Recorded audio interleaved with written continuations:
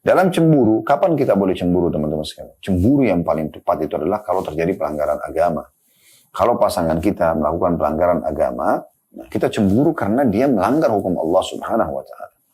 Dan jangan salah, jangan cemburu buta. Semuanya dicemburuin, ya. Dicemburuin lah mertuanya, dicemburuin lah iparnya, dicemburuin lah anaknya. Ini semua tidak benar, bukan pada tempatnya.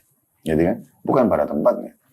Tapi kita cemburu kalau terjadi pelanggaran agama pada siapapun. Kalau pasangan kita melakukan pelanggaran agama, baru kita cemburu karena cemburunya karena Allah Subhanahu wa Ta'ala. Nah, ini poin yang perlu digarisbawahi karena ada riwayat Nabi SAW pernah pada saat melihat Sa'ad marah, ya, ada seorang sahabat yang lain menyampaikan kalau pasangannya selingkuh, ya, kemudian Sa'ad mengatakan, ya Rasulullah, kalau terjadi pada saya akan hukum mati nih. Ya, karena orang kalau sudah menikah berzina kan dirajam gitu ya. Wa na'udzubillah. Maka Nabi SAW mengatakan, atarawna ghirata Sa'ad. Kalian lihat enggak cemburunya Sa'ad? Saat ini cemburu sekarang. Bukan terjadi pada istrinya, tapi dia mengatakan waktu saat mendengar orang itu bilang, kalau ini terjadi ya Rasulullah pada istri saya begini sama laki-laki lain, apa yang saya harus lakukan? Saat langsung mengatakan ya Rasulullah, kalau terjadi pada saya hukum mati. Hukum mati memang ini adalah hukum Islam ya, dirajam kalau dia sudah menikah dan kepergok melakukan perbuatan dosa gitu ya. Maka Nabi SAW mengatakan, kalian lihat cemburunya Sa'ad? Lalu beliau mengatakan, ana aghyaru min Sa'ad. Saya lebih cemburu daripada Sa'ad. Perhatikan cemburunya Nabi SAW apa? Kenapa saya sudah perintahkan, perkerjakanlah 1, 2, 3 dari amal saleh, maka akan dapat surga. Dan tinggalkanlah 1, 2, 3, ini ya, akan masuk ke neraka, ya, perbuatan dosa. Kenapa masih ada orang yang ngikutin syaitan, lebih memilih syaitan daripada saya, memilih iblis daripada saya? Nabi cemburu di situ. Kecemburuan Nabi, kenapa tidak kerjakan perintah kebaikan yang bawa ke dalam surga? Kenapa melakukan perbuatan dosa yang digoda syaitan yang bisa masuk dalam neraka? Saya sudah sampaikan. Nah, kemudian wallahu aghyaru minni wa min Sa'ad. Allah lebih cemburu lagi daripada aku dan juga Sa'ad. Kenapa Allah sudah turunkan syariatnya, Allah sudah berikan sumber kebahagiaan kita, bagaimana menata hidup kita dengan baik dan segala macam, kemudian kita tidak fasilitas atau tidak menggunakannya sebagai fasilitas kita. Bahkan kita terjerumus dalam pelanggaran dan akhirnya membuat kita masuk ke dalam ya jaringan syaitan yang membuat ujung-ujungnya ke dalam neraka tentunya. Allahu Rabbi wal Islam dini wa Muhammadan Rasulullah. Assalamualaikum warahmatullahi wabarakatuh. Alhamdulillah. Wassalatu wassalamu ala rasulillah. Segala puji dan puja kehadirat Allah subhanahu wa ta'ala. Juga salawat dan taslim kepada Nabi besar Muhammad sallallahu alaihi wa ala alihi wa sahbihi wasallam. Saudara Kusiman, seperti biasa di Kamis siang hari kita akan melanjutkan bedah buku kita 100 ide praktis mendidik keluarga menjadi saleh yang tulis oleh Abdul Latif bin Hajiz Al-Ghamidi. Dan kita sudah menyelesaikan sampai poin ke-36 atau ide yang ke-36 pada Kamis yang lalu, alhamdulillah, dan kita membahas tentang masalah partisipasi dengan para tetangga pada kesempatan-kesempatan bahagia atau sebaliknya. Bahkan dalam hal makan dan minum, membiasakan keluarga untuk memegang akhlak yang baik dan partisipasi mulia ini atau dalam partisipasi mulia ini. Itu sesuai dengan sabda Nabi SAW dari hadits Abi Dzar radhiyallahu anhu, wa idza sana'ta marakatan fa'akthir ma'aha thumma anzur ahla baitin min jiranika fa'asibhum minhu bima'ruf. Bila kamu membuat sayuran atau makanan atau masakan, maka perbanyaklah. Kemudian perhatikan sebuah keluarga tetanggamu atau tetangga-tetanggamu dan berilah sebagian darinya kepada mereka dengan cara yang baik. Ini sudah panjang lebar tentunya kita jelaskan ya. Mengucapkan salam pada tetangga, kemudian kita menjenguk kalau sakit, kita memenuhi kebutuhannya ya. Semua itu bagian daripada partisipasi dengan lingkungan di sekitar kita. Dan seharusnya ya kita memang seorang muslim menjadi figur tetangga yang sangat baik, yang dirindukan. Di sini positif ya, rindukannya maksudnya kalau kita ada itu mereka bahagia para tetangga karena senyuman kita, karena sapaan kita, ya, karena pemberian kita, ya, itu perhatian. Semua ini membuat para tetangga itu merasa kehilangan kalau kita tidak ada, dan kalau kita ada mereka sangat gembira. Dan jangan sampai kita menjadi tetangga justru yang di saat kita ada, tetangga itu yang lain merasa ketakutan atau khawatir, ya, atau merasa tidak nyaman. Begitu juga pada saat kita, kalau kita tidak ada, marah mereka senang. Ini menandakan memang ada hal yang ganjil ya. Dan tetangga itu haqqu misaqabati jari. Mereka lebih pantas mendapatkan penawaran dari tetangganya yang lain. Sebagaimana dinukil dari para ulama. Jadi kita harus betul-betul memberikan perhatian khusus. Jadi bukan cuma sekedar memberikan makan dan minum, sering berbagi makan dan minum, tapi juga memberikan perhatian-perhatian dan terlibat dengan lingkungan sekitar. Alhamdulillah kita ada RT, rukun tetangga, ada RW, rukun warga misalnya. Kita bisa partisipasi bersama dengan orang-orang di sekitar kita. Baik tetangga itu muslim atau tetangga itu non-muslim. Dan ini sudah panjang lebar kita jelaskan tentunya ya. Siapa saja tetangga, kemudian bagaimana kita bermuamalah dengan mereka. Ini salah satu poin yang harus dihidupkan sehingga keluarga kita itu terdidik yang menjadi keluarga yang saleh. Baik, kita akan masuk sekarang di poin yang akan kita bahas atau tepatnya ide ke-37 berhubungan dengan masalah ide membentuk keluarga ya, yang saleh. Saya bacakan di halaman 47 berbunyi memperingatkan mereka dari hal-hal yang haram, mencegah mereka melakukannya, mengingatkan mereka tentang pengawasan Allah dan hukumannya atas perbuatan buruk yang mereka lakukan, agar tertanam dalam hati mereka tentang keburukan sesuatu yang haram dan kejelekan perbuatan dosa. Nah, di poin ini penting sekali ya. Jangan pernah, saudaraku seiman, Anda diam ya, pada saat melihat salah satu dari anggota keluarga yang melakukan pelanggaran agama. Tidak sholat misalnya, ya, tidak puasa misalnya, atau dia melakukan hal-hal yang haram seperti menonton yang haram, kemudian mengganggu anggota keluarga yang lain, atau sampai mengintimidasi misalnya, dan hal-hal yang lainnya. Ini tidak boleh sama sekali kita tinggal diam, dan harusnya kita tentunya mengingatkan bahwasanya ini haram dalam agama, ini tidak boleh. Agama tidak membolehkannya, maka kita harus ya meninggalkannya, dan kita harus menekankan di situ kalau yang mengharamkan adalah Allah Subhanahu wa taala. Tanamkan dalam diri anak-anak, tanamkan dalam diri pasangan, tanamkan dalam siapapun anggota yang bergabung di keluarga kita, termasuk membantu rumah tangga, supir. Ada yang haram kita bahasakan, ini haram tidak boleh karena begini dan begitu. Dan tentu untuk menyampaikan kepada orang lain kita butuh bekal ilmu. Nah, dan itu tidak sulit di masa kita sekarang. Anda tinggal searching di Google misalnya tentang masalah haramnya misalnya berbohong, mencuri, memukul, intimidasi misalnya ya, menzalimi ya, atau apa saja pelanggaran yang sedang dilakukan, atau mengambil haknya orang lain. Maka setelah itu kita coba sampaikan dalilnya, gitu kan. Itu sebentar, walaupun dia sedang sementara mengeksekusi sebuah perbuatan yang salah, kita berhentikan, kemudian kita coba searching sebentar kalau kita belum punya ilmu tentang masalah pelanggaran dia. Akan banyak artikel, Anda mau visual, audio pun sudah cukup banyak di media. Banyak insya Allah di antara dai-dai muslim yang sudah menyampaikan tentang akibat daripada perbuatan-perbuatan yang sedang dilakukan oleh si pelaku ini. Sehingga mereka tuh tahu, di rumah itu ada pengawasan, dan di rumah itu akan ada selalu pelurusan terhadap kesalahan yang sedang terjadi, atau kelalaian terhadap kewajiban dan perintah Allah, itu juga akan ada peringatan agar tidak ditinggalkan. Nah, ini poin yang penting sekali ya, dan tidak boleh kita tinggal diam. Kita coba dulu lihat bagaimana dalil yang diangkat oleh penulis. Ini menarik sekali. Riwayat Abu Hurairah radhiyallahu anhu, dia berkata, "Akhadha al-Hasan bin Ali radhiyallahu anhu tamratan min tamri sadaqah, faja'alaha fi faqala Rasulullah sallallahu alaihi wasallam, kih ya, irmi biha, ama alimta anna la na'kul sadaqah." Artinya, Al-Hasan bin Ali radhiyallahu anhu, cucu Nabi SAW, anaknya Ali bin Abi Thalib, mengambil sebutir kurma dari kurma sedekah dan memasukkannya ke mulutnya. Maka Rasulullah SAW mengatakan, kih, maksudnya, kok bisa gitu ya, keluarkanlah, buang kurma itu, jangan dimakan. Tidakkah kamu mengetahui bahwa kita tidak memakan sedekah? Riwayat ini ada footnote di bawah nomor 27, diriwayatkan oleh Imam Bukhari dan juga Imam Muslim. Baik, riwayat ini kita coba ngambil dulu sebuah poin di sini ya. Nabi SAW dan keluarga beliau secara khusus tidak boleh menerima sedekah. Beda dengan umumnya kaum muslimin. Ya. Kalau berbentuk sedekah, beliau tidak boleh mengambilnya dan menikmatinya. Tapi yang boleh adalah hadiah. Kalau diberikan hadiah, maka Nabi SAW menerimanya. Tapi kalau dikatakan ini sedekah ya Rasulullah buat Anda, beliau tidak akan pernah menyentuhnya.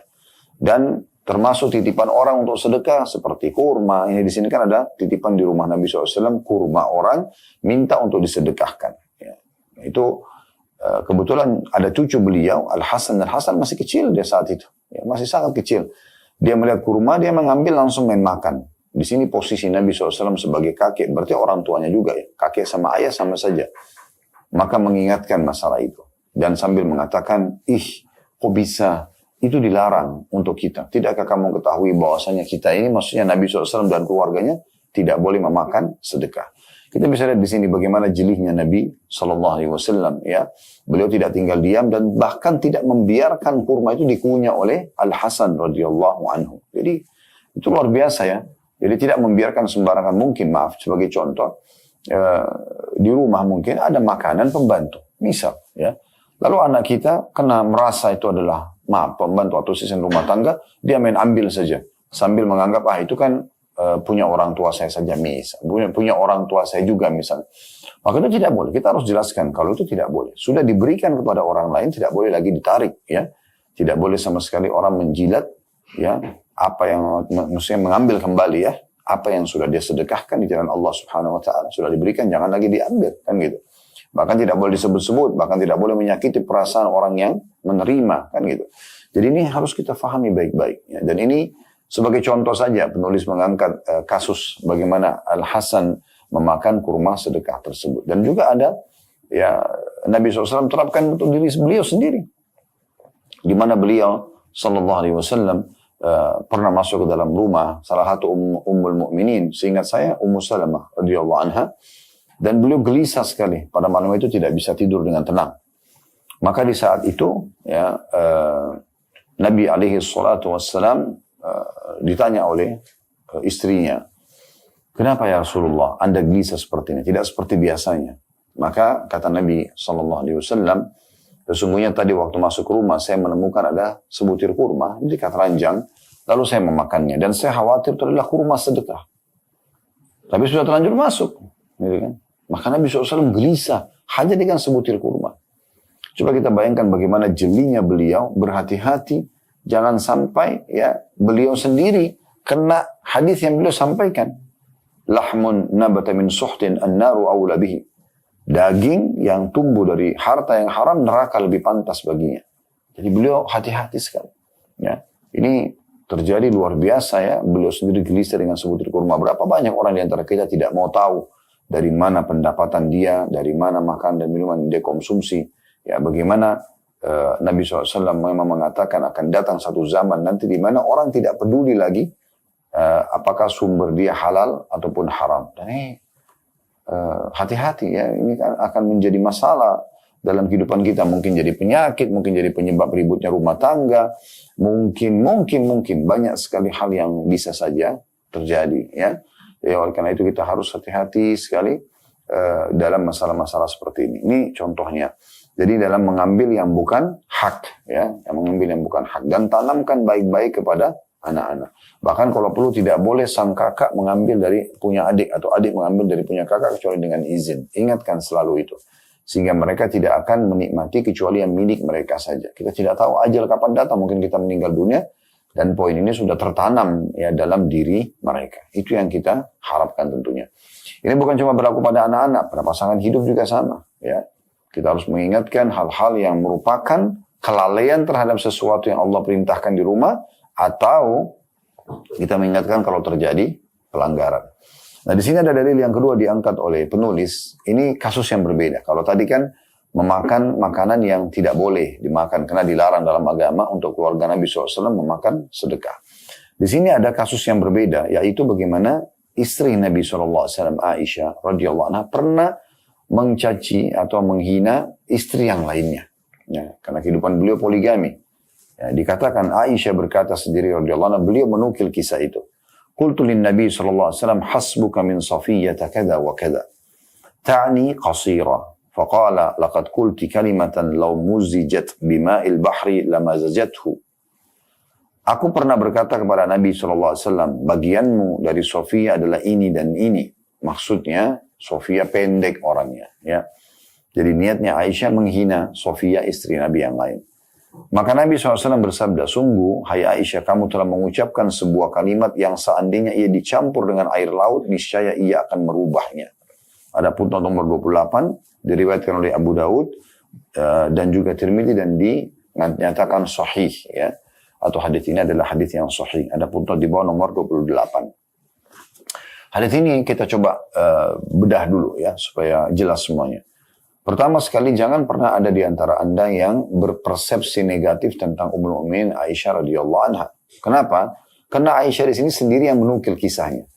Kalau seandainya beliau tidak merasa bersalah dan tidak menganggap ini adalah sebuah pelajaran penting, tidak mungkin beliau nukil. Karena di sini betul-betul murni peringatan Nabi SAW kepada beliau.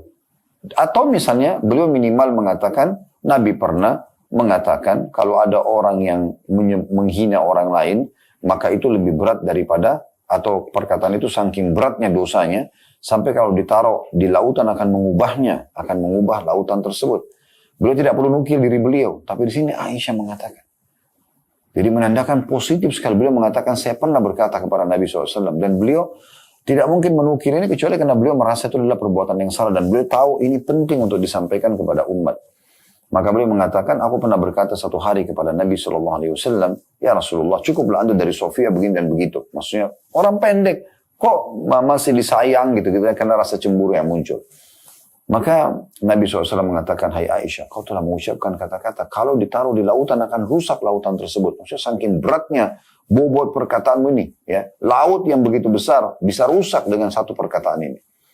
Maka ini berarti menandakan pelajaran pertama bagaimana kedudukan dan keimanan Aisyah radhiyallahu anha. Beliau dengan sangat tegar menyampaikan riwayat ini kepada kita. Padahal ini sebenarnya seakan-akan ya kesalahan beliau. Oleh karena itu jangan pernah ya menukil sesuatu yang negatif ya atau yang negatif. Mirip juga dengan masalah pelajaran yang kedua, cemburu ya. Aisyah radhiyallahu anha di sini cemburu dengan Sofia, maka dia menghina Sofia supaya suaminya tidak menyukai Sofia ya. Niatnya seperti itu. Cukup ya Rasulullah, itu Sofia itu orang pendek loh. Maksudnya kenapa harus kok kamu cintain dan kamu sayangin seperti itu ya.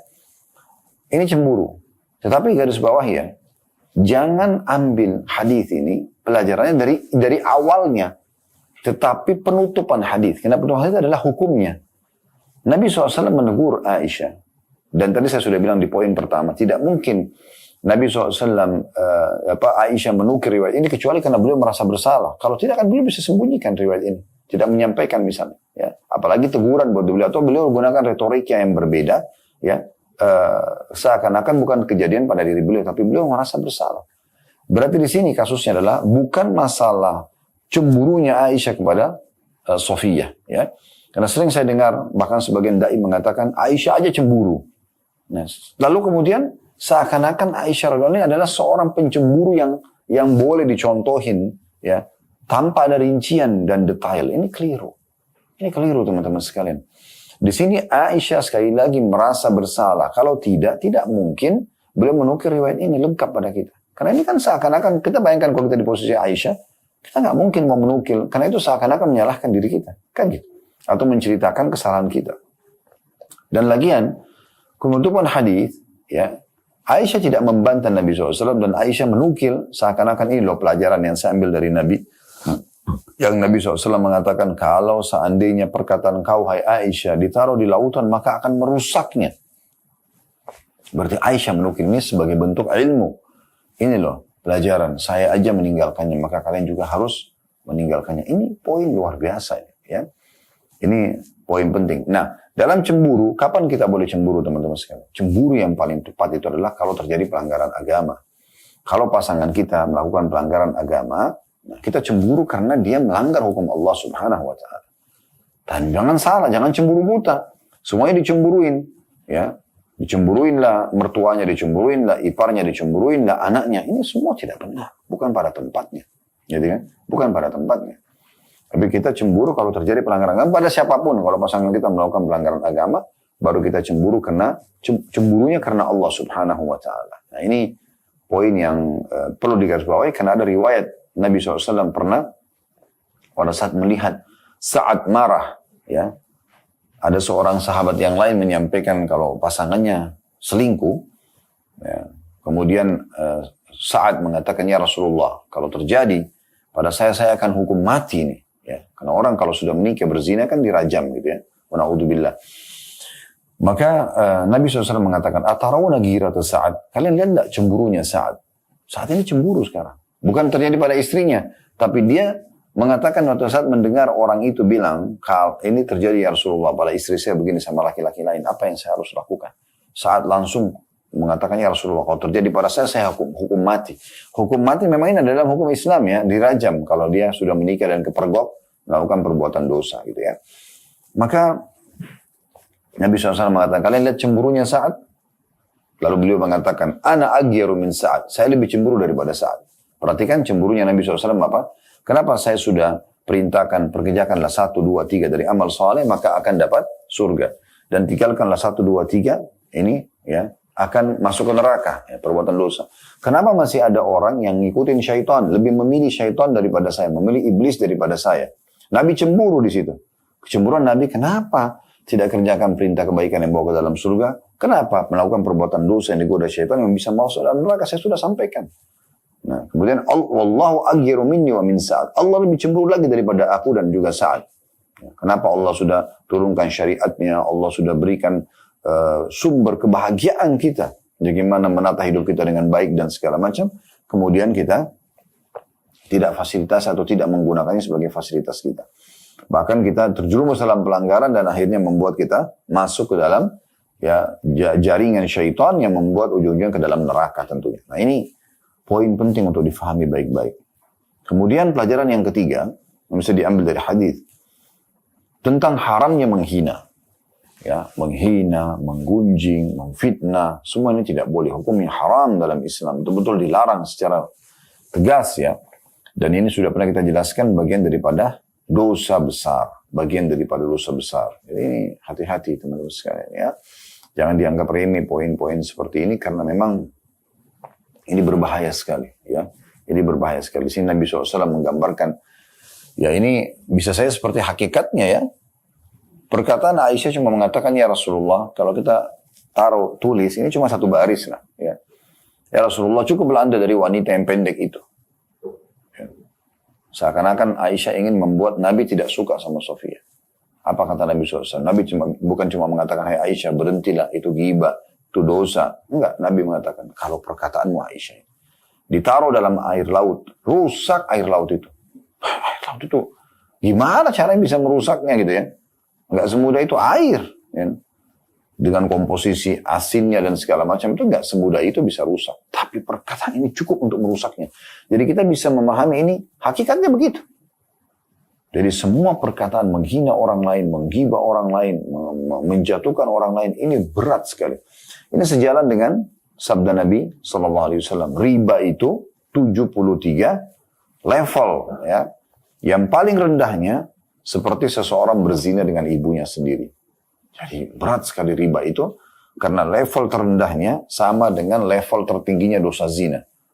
Zina sama ibu sendiri karena memang di bab zina itu beli zina dengan mahram itu ya paling berat dosanya.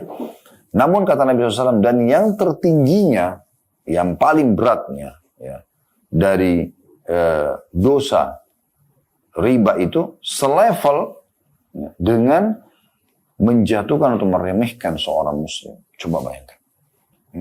Hati-hati. Jangan meremehkan fisik orang, paras wajah orang, kulit orang, rambut orang, pakaian, pekerjaannya. Jangan. Ya. Kata Nabi SAW, bihasbi imri'in minasyarr an yahkira akhahu muslim. Cukuplah seseorang itu dinilai sangat buruk. Tidak layak jadi teman, tidak layak jadi pasangan, tidak layak jadi tetangga, tidak layak jadi partner bisnis kalau dia meremehkan muslim yang lainnya. Kapan ada bertemu dengan seseorang, taunya cuma nyalahkan, apalagi pasangan hidupnya, apalagi pembantunya, siapa saja. Dia ceritakan keburukannya, direndahkan, maka jangan pernah berteman sama orang seperti ini. Hari ini dia cerita orang lain, dia remehkan, besok Anda akan menjadi korbannya dia juga. Ini berbahaya sekali, ya. Jadi nggak boleh sama sekali kita meremehkan orang lain, menjatuhkan orang lain. Semua orang-orang yang kita anggap tanda kutip ya, masih di bawah level kita, jenjang ekonominya, sosialnya misalnya, itu bukan berarti dia itu lebih rendah dari kita. Kebetulan saja.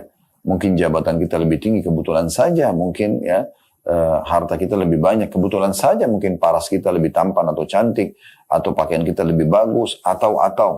Ya. Dan kita kalau menghina fisik seseorang, merendahkannya, itu sama dengan kita menghina penciptanya. Yang ciptakan alis dia, mata dia, hidung dia, mulut dia, badan dia adalah Allah Subhanahu wa Ta'ala. Anda sebenarnya kalau menghina orang lain, merendahkan orang lain, bukan dia sebenarnya, tapi penciptanya yang sedang Anda hina. Sekarang kalau Anda beli satu produk, lalu kemudian Anda mengatakan, produk ini nggak enak. Sebenarnya bukan produk ini yang sedang Anda sorotin. Anda tidak sadar atau tidak sadar, Anda sedang sorotin perusahaannya, yang pabrik yang membuat atau memproduksinya. Kenapa bisa buat produk seperti ini? Kan gitu. Itu umum, orang semua bisa paham masalah itu. Jadi harus hati-hati sekali. Ya. Sebagaimana kita tidak suka kalau orang datang ke rumah kita, menghina misalnya penataan rumah kita, menghina taman kita, warna dinding, catnya misalnya, atau apalah.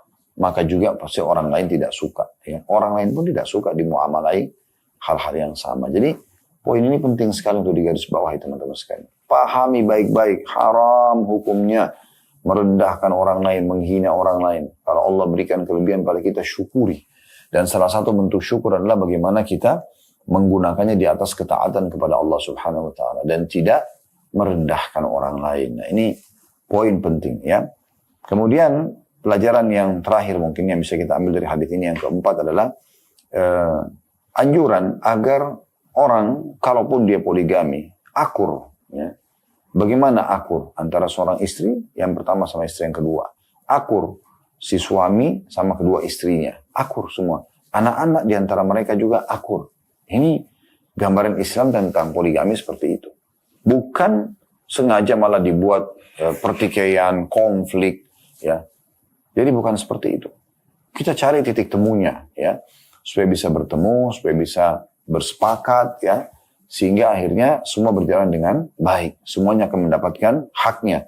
Sesuai dengan apa yang Allah Subhanahu wa Ta'ala telah gariskan. Nah seperti itulah. Atau perintahkan. Dan akhirnya kita juga bisa meraih pahala dari rumah tangga kita.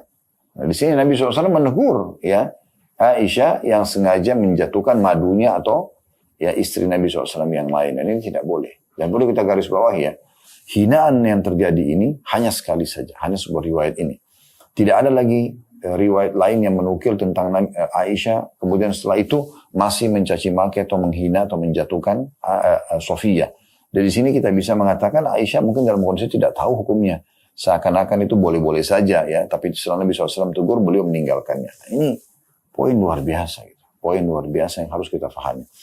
Berarti kesimpulan dari poin ke-37 ini adalah bagaimana kita mendidik mereka agar menjauhi hal-hal yang haram. Apakah itu karakter, atau mengambil benda tadi ya, memakan makanan atau mengambil yang bukan miliknya. Nah ini harus kita tanamkan baik-baik ke diri anggota keluarga kita.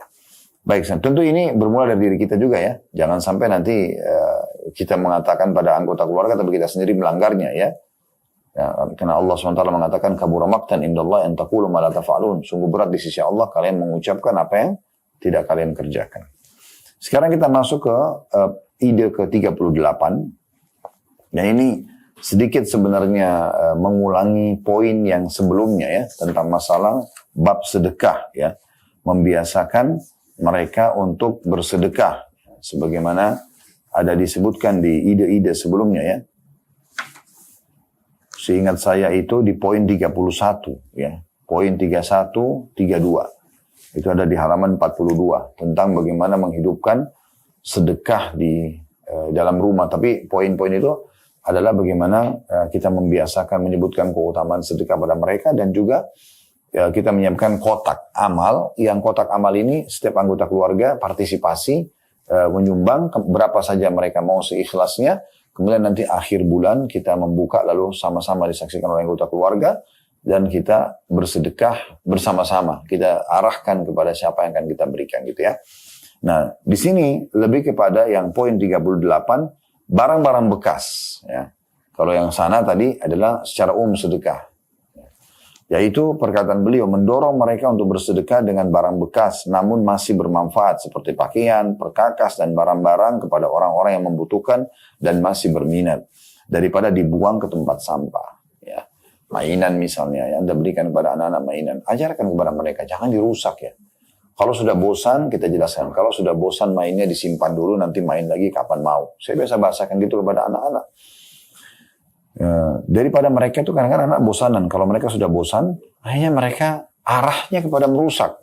Membuangnya, membanting misalnya, atau apalah, dipretelin mainan tersebut, dirusak. Akhirnya tidak bisa berfungsi lagi dan dibuang di sampah. Ini sayang sekali ya. Itu kan Allah akan tanyakan hari kiamat rezeki itu.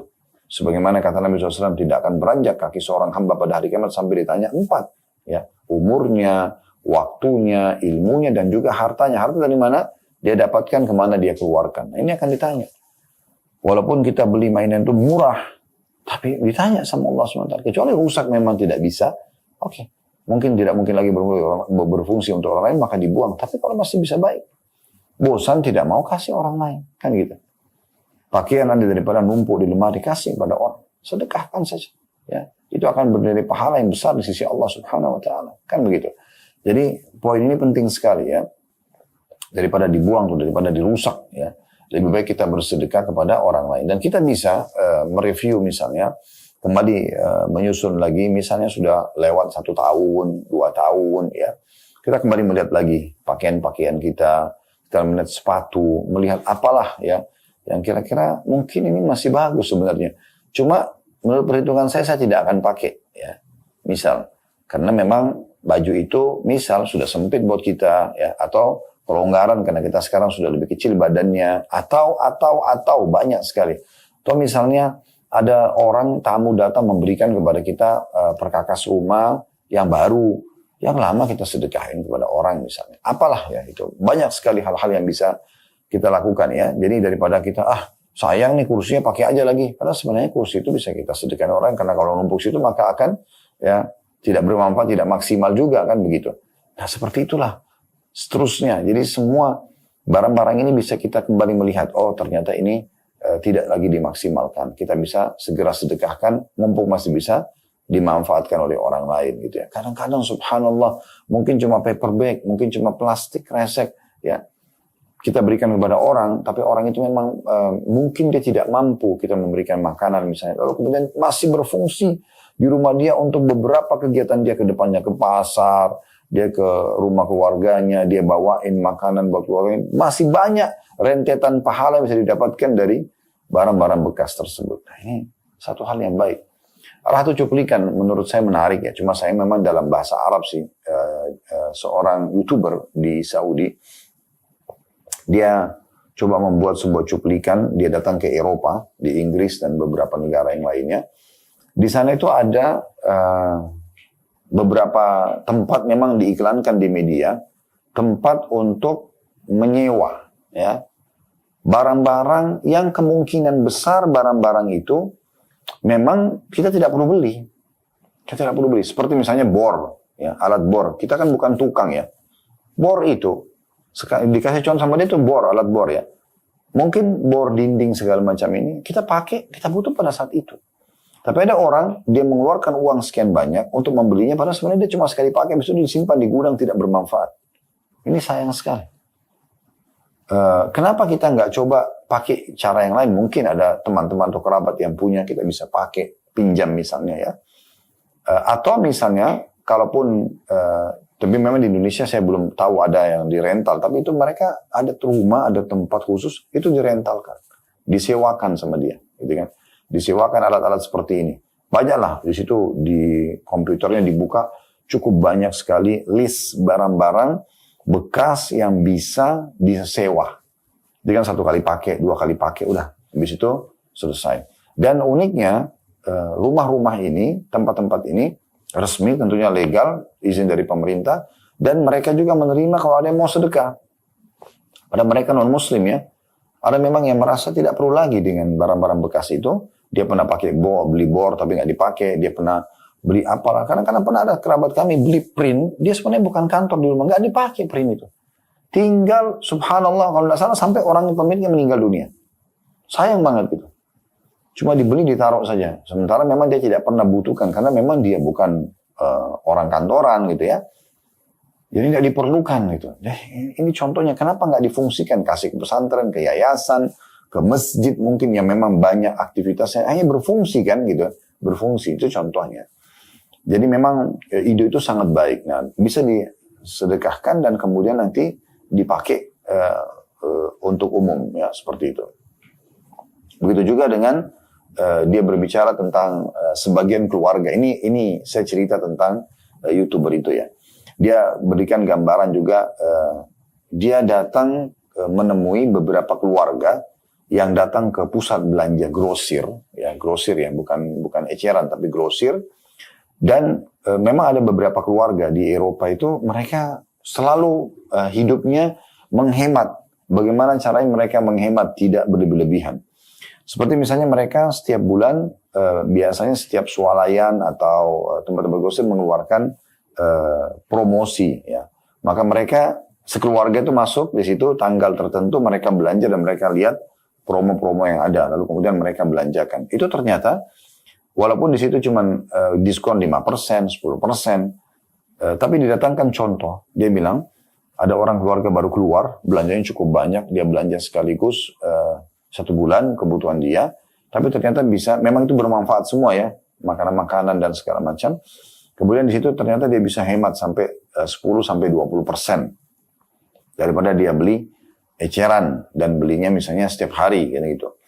Itu kalau diakumulasi 1 tahun itu bisa hemat sekian banyak uang misal contoh. Nah itu kan sebenarnya salah satu ide. Tapi yang jadi inti bahasan kita tadi potongan pertama bagaimana ada barang-barang bekas yang tidak berfungsi lagi tapi masih bagus. Kita bisa sedekahkan kepada tempat-tempat yang lebih membutuhkan. Apalagi kayak pesantren dan tempat-tempat lain itu banyak sekali ya kebutuhan mereka untuk itu. Nah itu contohnya. Nah ini yang dimaksud dengan poin tentunya ke-38. Kemudian kita akan masuk teman-teman sekalian poin ke-39 dan mungkin kita tutup dengan ini insya Allah ya. Yaitu memperingatkan mereka tentang sikap israf atau berlaku boros. Berlebihan dan mubazir dalam urusan makan, minum, pakaian, kendaraan, tempat tinggal, dan segala urusan hidup. Misalnya memerintahkan mereka untuk mengambil makanan yang terjatuh dari tempatnya selama ia masih ya layak untuk dimakan, agar tidak dibuang ke keranjang sampah. Sebagaimana hadits Jabir radhiyallahu anhu, dia berkata bahwasanya Rasulullah sallallahu alaihi wasallam bersabda, "Idza waqa'at luqmatu ahadikum falyakhudha falyumit ma kana biha min adzan wal yakulha wala yadhaha lisyaitan." Bila suapan, kata Nabi SAW hadis ini ya, bila suapan seseorang dari kalian jatuh, dia mau makan jatuh, potongan roti, makanan itu, maka hendaknya dia memungutnya kembali, membersihkannya dan menyantapnya, jangan membiarkan untuk syaitan. Hadis ini diriwayatkan oleh Imam Muslim. Atau mengumpulkan sisa-sisa makanan untuk diberikan kepada binatang jinak atau burung ya seperti ayam, merpati, karena dalam hadis Nabi SAW berbunyi fi kulli kabidin ratbatin ajr. Ya, berbuat baik kepada pemilik hati yang basah mengandung pahala, Kita bisa lihat dari poin ini sangat luar biasa ya. Walaupun misalnya terlihat sederhana tapi ini sangat dalam ya. Kita akan mulai coba bedah dulu di poin ke-39. Poin baris demi baris ya, memperingatkan mereka tentang sikap israf atau dalam kurung berlaku boros. Nah, berlebihan dan mubazir dalam urusan makan. Nah, ini mulai dari makan dulu ya. Jadi ajarkan kepada anggota keluarga terbiasa makan ambil sebutuhnya. Ya, enggak usah kelihatan berlebihan ya, sampai menumpuk nasi itu, sampai mengambil lauk sekian banyak. Dan uniknya kadang-kadang orang tua lihat itu tidak dibiarkan anaknya. Ya. Kita pun sebagai orang tua harus belajar. Ambil secukupnya berapa sendok nasi, 1-2 sendok nasi dulu ya. Kemudian lauk mungkin 1 potong, mungkin dari beragam macam, mungkin sayur sedikit.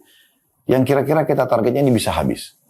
Kalau seandainya setelah habis dan kita merasa oh saya masih butuh tambahan, oke, ambil sesuai dengan kebutuhan. Karena kalau Anda sudah letakkan di situ dan sudah tercampur-campur, sambelnya, lauknya sudah diacak-acak, Ya, kadang-kadang bahkan misalnya diambil 2 potong ayam. 1 potong ayam aja belum bersih dagingnya, belum diselesaikan semua, belum diambil. Itu masih sudah pindah ke daging yang kedua. Sehingga kita temukan kadang 2 potong daging ini dua-duanya sudah kayak tidak layak diberikan kepada orang gitu ya. Karena semua sudah diacak-acak. Untuk apa seperti ini? Ini mubadzir. Dan Allah SWT mengatakan innal mubadzirina kanu ikhwana syaitan wa kana syaitanu rabbih kafura. Ya sungguhnya ya, sifat mubadzir berlebihan, boros ya, sampai hanya dibuang-buang sesuatu yang tidak dikonsumsi lagi gitu kan. Itu termasuk buatan amalan syaitan, dan syaitan itu kepada Tuhannya kufur. Ya, kepada Tuhannya kufur. Saya masuk di hotel misalnya pada saat bimbing umroh atau saya lagi ke mana gitu ya, ke luar negeri, waktu itu ada undangan dakwah. Kalau masih di hotel hampir saya lihat rata-rata jarang sekali itu orang kalau makan itu malah ambil sesuai dengan porsi dia saja. Pasti berlebihan, terlalu banyak dan tidak bisa dihabiskan juga. Untuk apa? Digoda oleh syaitan untuk membuat makanan tersebut ya tidak dimakan. Dan pada saat Anda di hotel bintang 5, Anda bisa bayangkan kalau Anda sudah letakkan di meja Anda, walaupun Anda belum sentuh roti itu, telur itu misalnya, atau nasi itu, bagi mereka SOP-nya itu sudah tidak layak untuk dikembalikan lagi ke wadah yang awal Anda ambil ya, harus dibuang. Itu kan mubadzir dan Anda penyebabnya, gitu kan? Kenapa Anda tidak ambil secukupnya dulu? Kalau masih pengen berdiri lagi, ambil nggak apa-apa. Secukupnya. Jadi pas. Saya duduk dengan beberapa jemaah, pada saat saya ambil makanan, mereka mengatakan, Ustaz, makannya sedikit ya? Oh bukan, saya bukan makan sedikit. Saya makan dulu, sekarang yang ini. Kalau saya masih mau, nanti saya tambah. Daripada nanti dibuang, mubadzir, gitu kan? Karena ini pasti akan dibuang oleh pihak hotelnya atau restorannya, gitu kan? Tidak mungkin dikasih orang lain konsumsi. Dan mereka juga kadang-kadang mengatakan kepada saya, Ustaz ini makanannya selain tadi dikatakan sedikit, juga mereka mengatakan, Ustaz ini kenapa kok makannya, atau kalau misalnya ada makanan di situ ya, misalnya ada makanan lebih ya, lebih, saya ingatkan orang di depan, kenapa ambil lebih ini, kenapa nggak dipasin aja. Kecuali kalau dia bilang, oh ada keluarga saya juga yang akan datang makan itu lain. Tapi kalau tidak, saya ingatkan. Dan mumpung belum disentuh sama dia, saya katakan, coba kembalikan makanan itu. Mumpung masih di piring Anda, pakai sendoknya, dijepit kembali rotinya, dikembalikan misalnya. Ya, supaya nggak boleh berlebihan. Nanti kalau mau lagi baru diambil. Maka kadang-kadang mereka tanya, kenapa Ustaz? Baru saya katakan, karena ini akan mubadzir nanti. Akan mubadzir. Sayang sekali berapa banyak makanan yang dibuang, dan berapa banyak orang yang kelaparan di muka bumi ini. Teman-teman kita di Sudan, di Somalia, di Afrika sana, teman-teman kita sekarang di Gaza, di Palestina, butuh makanan. Mereka memperebutkan satu hari, di hari semalam saya dapat cuplikan terakhir, mereka memperebutkan sepotong roti. Itu luar biasa. Ya, saking sulitnya kehidupan di masa itu. Anda berlebihan untuk apa? Ya. Jadi coba kontrol diri kita untuk ambil makanan sesuai kebutuhan. Dan itu juga di pandangan orang jadi bagus kan? Porsinya pas, kita makan gitu. Sampai ada juga yang tanya sama saya, Ustaz kalau makan bersih banget Ustaz. Ya Masya Allah gitu. Maksudnya, saya memang ambil kena pas, jadi kalau saya makan, saya tidak sisakan. Saya habiskan. Saya mengatakan, ini sunnah Nabi SAW. Bahkan yang tersedia di tangan pun kita sunnahnya untuk membersihkan, menjilatnya gitu kan. Itu sunnah Nabi SAW dalam hadis yang sahih. Itu contoh dalam makanan. Begitu juga dengan minuman. Ya. Jangan sampai berlebihan. Ambil secukupnya. Tuang secukupnya di gelas. Misalnya kita mau minum haus banget, kita tuang setengah gelas dulu. Kalau habis, alhamdulillah kita tuang lagi. Karena kalau Anda ambil full, Anda cuma minum beberapa teguk lalu Anda tinggalkan, akan dibuang. Sama nikmat juga akan ditanyakan oleh Allah subhanahu wa ta'ala. Ya. Ini juga termasuk kalau lagi puasa, ya Ramadan, puasa wajib atau puasa sunnah. Jadi kadang-kadang kita karena seharian tidak minum atau tidak makan, maka pada saat mau buka puasa itu ada sebagian orang tanda kutip seperti orang yang balas dendam. Bagaimana dia makan sebanyak mungkin. Keliru atau menyiapkan makanan dan minuman sebanyak mungkin. Belum tentu dia bisa habiskan. Apalagi kita sekian jam sempat tidak makan gitu kan. Umumnya perut itu lebih cepat kenyang karena usus kita mengecil kan gitu. Itu sayang sekali. Makanya Nabi SAW anjurkan sebaik-baik makanan untuk buka puasa dan sahur seorang muslim adalah kurma. Beliau dikatakan ambil rutab, kurma basah. Ya, kalau tidak ada baru tamr, kurma yang kering. Kalau tidak ada baru minum air. Boleh kita menggabungkan makan 1 butir kurma, 2 butir kurma dengan minum air. Tapi begitu Anda buka puasa, langsung Anda makan nasi, ayam, daging, segala macam. Ada orang buka puasa dengan langsung main course, makanan berat gitu. Ini akan sulit nanti sholatnya dan segala macam. Coba jalankan sunnah Nabi SAW. Habis sholat maghrib, baru Anda makan. Ya, biasanya gitu ya, kalau Ramadan. Karena dia lihat di pinggir jalan banyak sekali penjual makanan dan minuman beragam macam. Semua dibeli. Belum tentu bisa dimakan. Mubazir. Kadang-kadang yang lebih unik lagi, pada saat berlebihan dia bukan kasih bagi kepada orang. Dibuang di sampah. Subhanallah. Karena dia besok pagi puasa dia nggak bisa makan. Disimpan juga sampai besok mungkin basi makanan tersebut. Nah itu. Ini poin penting untuk difahami. Begitu juga dengan berlebihan atau boros dalam masalah kendaraan. Ini yang ketiga. Gak boleh boros dalam kendaraan. Untuk apa punya 10 mobil, 20 mobil. Untuk koleksi. Ini haram dalam Islam. Mubazir, tabzir. Lebih baik Anda pakai sesuai kebutuhan. Anda butuh satu mobil, silakan pakai mobil yang terbaik, gak ada masalah. Sebagai kebutuhan. Kalau kita ikuti kemauan kita tidak akan selesai. Maka beli mobil yang terbaik. Mungkin Anda satu, mungkin buat istri dan anak Anda satu misalnya. Atau Anda istri sama anak, maksudnya satu misalnya kalau Allah berikan rezeki. Punya 3 rumah, 3 mobil. Oke, mungkin masih masuk akal. Tapi dikoleksi mobil-mobil mahal misalnya. Untuk apa ini sekarang? Masalahnya apa? Lebih dekat kepada tanda kutip khawatirnya ada kesombongan. Tabzir. Mungkin harga satu mobil bisa jadi satu masjid. Ya, bisa bantu teman-teman kita sekarang di Palestina untuk makan. Berapa banyak pahala yang Anda dapatkan, gitu kan? Yang kata Nabi SAW, siapa yang mengeluarkan seorang muslim dari permasalahan dunia, ya, man farajal muslimin kurbatan min kurbi dunia, farajallahu anhu kurbatan min kurbi yaumil qiyamah. Siapa yang mengeluarkan seorang muslim dari permasalahan yang dihadapi di dunia, maka Allah akan keluarkan dia dari permasalahan-permasalahan di hari kiamat nanti. Ini permasalahan hari kiamat berat itu, ya. Tidak ada kesempatan untuk beramal soleh, tapi kita dengan berbuat baik pada orang, keluarkan seorang muslim dari permasalahan yang sedang dihadapi, itu bisa menyelamatkan kita dari permasalahan kita di hari kiamat. Ini poin, fahami baik-baik teman-teman sekalian. Ya. Jangan mubazir. Saya pernah menasihatin seorang pengusaha muslim, masih muda Masya Allah. Saya lihat arahnya hampir sama ya. Umumnya gitu ya, kalau saya lihat generasi muda gitu ya, yang Allah sudah bukain pintu rezeki, apakah dari warisan, apakah mereka punya usaha dan lalu sukses. Ya. Masya Allah meroket pendapatannya dan segala macam. Terus kemudian mulai arahnya sama. Mulailah koleksi jam-jam mahal, koleksi kendaraan mahal, walaupun itu misalnya mungkin mobil bekas, motor bekas, tahun sekian dikoleksi, ditaruh, cuma dipajang hanya untuk memuaskan matanya melihat saja. Koleksi ini dan itu, segala macam hal lah. Dompet, tas, berbagai macam. Untuk apa semua? Ingat, kalau Anda kebutuhan tidak ada masalah. Anda punya 2 tas, 3 tas ibu-ibu misalnya karena mau. Tapi satu kamar, lemari, rak penuh dengan koleksi tas yang... Kenapa? Ada apa ini? Apakah pada persepsi, supaya saya di mata orang dianggap punya banyak tas, misalnya?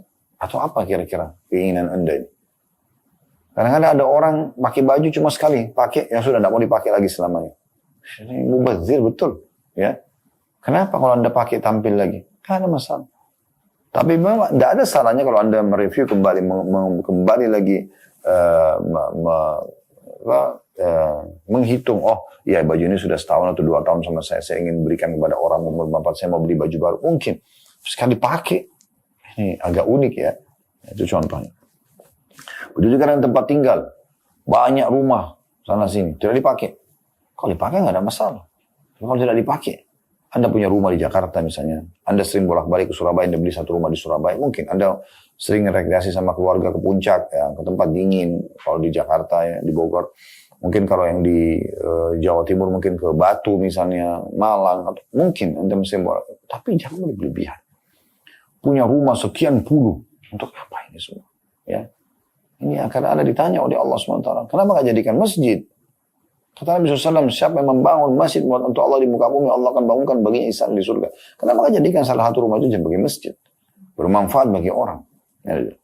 Setiap sholat kita panen pahalanya. Kenapa nggak jadikan sebagai rumah tahfidz Quran? Kenapa nggak jadikan sebagai rumah anak yatim? Tampung untuk janda-janda yang tidak mampu. Membantu keluarga-keluarga yang susah. Ya, dan segala macam hal. Kemudian juga dikatakan, dan dalam segala urusan hidup. Ya. Apapun itu kita masuk untuk sesuai dengan kebutuhan. Nah, Kemudian dikatakan salah satunya dikasih contoh adalah bagaimana makanan itu kalau sudah jatuh diangkat. Nah ini juga banyak orang gitu ya. Jatuh makanan itu lantainya bersih. Di rumah dia jatuh kerupuk kah, potongan daging kah, nasi kering. Masih bisa dibersihkan dan diambil. Oh jangan, sudah kotor, buang. Ini ditanya sama Allah SWT. Kalau cairan tidak mungkin Anda mengambilnya, mungkin. Kalau masih bisa, kenapa?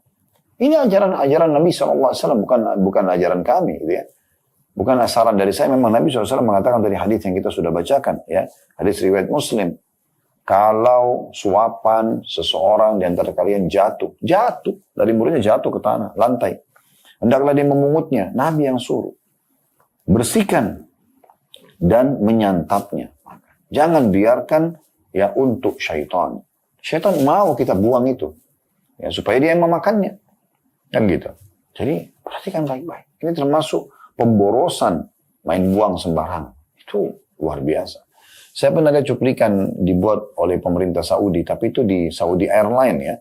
Di salah satu cuplikan di layar TV-nya, itu dibuat cuplikan tentang 3 orang yang melakukan pelanggaran dan diingatkan oleh pemerintah, bahkan ditangkap sama polisi, dibawa ke kantor polisi dan diingat, sampai bingung, kesalahan kami apa gitu.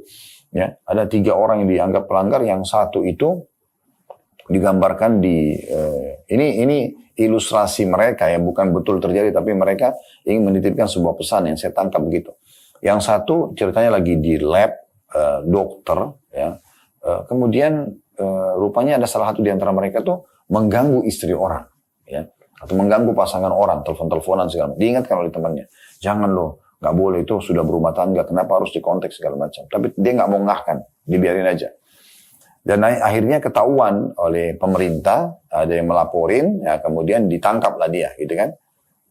Dan bagi dia itu bukan sebuah pelanggaran. Orang yang kedua adalah seringnya di Saudi itu ada satu tradisi, mereka biasa di hari Kamis, hari Jumat, hari libur ya. Mereka liburnya Jumat Sabtu sekarang. Kalau di masa kami masih di sana dulu, itu Kamis Jumat. Mereka keluar, mereka beli makanan di satu restoran, terus mereka duduk di taman, duduk di mana ya, tempat-tempat yang memang biasa sudah disiapin oleh pemerintah. Mereka duduk makan sama-sama. Biasanya mereka beli porsi-porsi yang cukup banyak. Mungkin cuma 2-3 orang yang duduk makan, tapi porsinya untuk 5-6 orang misalnya. Ada lebih. Dan itu diambil, diangkat makanan tersebut oleh mereka, dibuang di sampah. Enggak juga diajak orang-orang lain yang mesti di situ, atau dibagi pada orang-orang yang membersihkan tempat itu. Misalnya tidak, memang dibuang gitu. Maka itu juga digambarkan bagaimana polisi datang menangkapnya. Ini ilustrasi ditangkap. Lalu dia, kenapa? Ada salah apa saya gitu ya. Seperti itulah. Ada yang ketiga lagi tapi saya tidak ingat ya. Ada 3 kejadian begitu. Tapi yang jelas seperti itu. Lalu kemudian pada saat mereka tanya apa kesalahan saya, maka pihak pemerintah menjelaskan, apa yang kamu lakukan ini bukan hanya merugikan kamu, merugikan orang lain dan merugikan negara ini sendiri. Karena bisa mendatangkan murkanya Allah Subhanahu wa taala. Kalau kamu mengganggu istri orang, kenapa kau harus kontak dan mengganggu istri orang lain? Kalaupun kau digoda oleh dia, jangan kau respon misalnya. Tapi umumnya biasa dari kaum laki-laki misalnya kan gitu. Maka diingatkan, itu bahaya. Bukan cuma buat kamu. Kamu mengganggu rumah tangga orang. Dan ini bagian komponen dari masyarakat. Nggak boleh sama sekali diganggu. Apalagi haram dalam agama. Dan bisa mendatangkan murka Allah Subhanahu wa ta'ala. Ini kalau dibiarkan, teman kamu lihat, dia ikut-ikutan juga, maka akan menyebar penyakit ini. Baru kemudian, oh dia sadari, oh iya itu kesalahan saya. Baik, saya tidak akan ulangi. Misal, kemudian yang kedua makanan. Apa kesalahan saya? Kenapa kau buang-buang makanan? Makanan itu nikmat Allah Subhanahu wa ta'ala. Bisa diberikan manfaatnya kepada orang lain. Kalau kau berikan contoh begitu dan orang lain mengikutinya, maka berapa banyak makanan yang dibuang dalam sehari-hari yang bekas makanan seperti ini. Kenapa nggak beli sesuai dengan porsi kebutuhan? Dan kenapa, kalaupun lebih misalnya, tidak dibagi kepada orang lain? Bahkan Nabi SAW menjadikan sebagai sunnah beliau adalah bagaimana makanan, kalau ada yang menghidangkan makanan kepada kita, kita bisa menawarkan yang menghidangkan itu makan, atau kita memberikan porsi buat dia. Kan begitu. Itu contohnya. Nah begitu juga dengan yang terakhir sini sebagai penutup masalah sisa-sisa makanan, kalau memang tidak layak untuk dihidangkan untuk manusia karena mereka merasa risih dengan bekas cuilan atau bekas apa gitu makanan itu ya, maka hidangkan kepada hewan-hewan. Kan itu. Mungkin ada ayam, ada kucing, bisa kita hidangkan kepada mereka. Hadis yang diangkat oleh, atau perkataan diangkat oleh penulis di sini, di penutupan di poin 39 ya, di atas angka 40. 40 nanti kita bahas pada Kamis depan insya Allah. Nah ini kisahnya adalah hadis Bukhari, bagaimana kata Nabi SAW, seseorang dari orang sebelum kalian dulu, umat sebelum kalian, dia haus, dia turun ke dalam sebuah sumur, lalu dia minum air. Setelah dia keluar, dia menemukan ada seekor anjing yang mengulurkan lidahnya, ya karena hausnya, sampai tersentuh tanah. Maka dia pun berkata pada dirinya, sungguh anjing ini telah tertimpa sesuatu yang telah menimpaku tadinya, gitu ya. Maka dia pun turun ke sumur, lalu kemudian dia copot satu sepatunya, lalu kemudian dia mengambil air, dan dalam hadis ini bahkan digambarkan secara detail. Dia pun setelah mengisi sepatunya dengan air, dia menggigit dengan mulutnya, lalu dia manjat di dinding sumur tersebut untuk keluar. Nah begitu dia keluar, dia berikan kepada anjing tersebut. Apa kata Nabi SAW? Allah berterima kasih pada dia, maka Allah memaafkan dosa-dosanya. Ada riwayat lain, seorang wanita berzina, Allah masukkan ke dalam surga. Itu karena memberikan ya minum kepada anjing, hewan yang tidak boleh dimakan. Tapi lagi haus. Gitu. Nah di sini Nabi SAW mengatakan untuk ditanya oleh para sahabat, ya Rasulullah, apakah kami pada bahaim, hewan-hewan dapat pahala? Maka kata Nabi SAW, di setiap jiwa yang punya jenyut nyawa, ya, hati yang basah, itu ada pahala. Jadi kenapa Anda tidak kasih kucing, tidak kasih hewan-hewan, gitu kan? Daripada dibungkus di plastik, buang di sampah, mubazir. Contohnya. Tapi sebenarnya kita tidak perlu banyak membuang-buang ini kalau kita memang sudah mengambil sesuai dengan porsi kita sebagaimana sudah kami jelaskan tadi. Insya Allah ke depannya kita akan bahas atau lanjutkan nanti di poin ke-40 ya, atau ide ke-40.